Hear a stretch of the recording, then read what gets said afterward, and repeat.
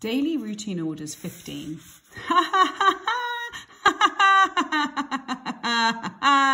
That's the sound of Shelter having the last laugh. And no wonder. The enemy has attacked in strength and has been repulsed.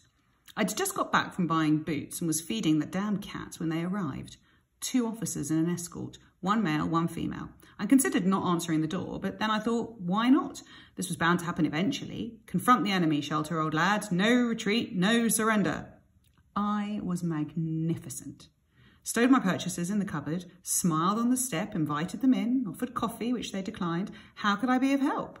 We're making inquiries about a young woman, they said. This woman. They pushed a snapshot at me suddenly, hoping I'd flinch or something, give myself away. Not a chance. Oh, yes, I said, cool as a cucumber. We've met. In fact, she was here in this very flat just the other day, a week last Tuesday, to be precise. Well, of course, they wanted to know why she'd been here, under what circumstances, at which point I went all shy and modest. Well, I said, you see, I'm lucky enough to be quite comfortably off. I have money in the bank and a good pension. I feel terribly for those poor, unfortunate young persons one sees sleeping out of doors in cardboard boxes and so forth. And so now and then I invite one of them here back for a bath and a hot meal. I never let them stay overnight because, well, I'm afraid I might be murdered in my own bed, I suppose. But I usually give them £1 or 2 to help them on their way. At this point, I shrugged and gave them my daftest grin. It's silly, I know, but it makes me feel better. Could be dangerous, sir, in all sorts of ways. I know, officer, but that stupid grin again. So you fed this young woman and gave her money? Yes. Did you talk to her, sir? Did she mention going away at all? I shook my head. They tend not to talk about themselves, Inspector, and I don't pry. He was a constable, but I addressed him as Inspector. Of course not, sir. What time of day was it when she left the house?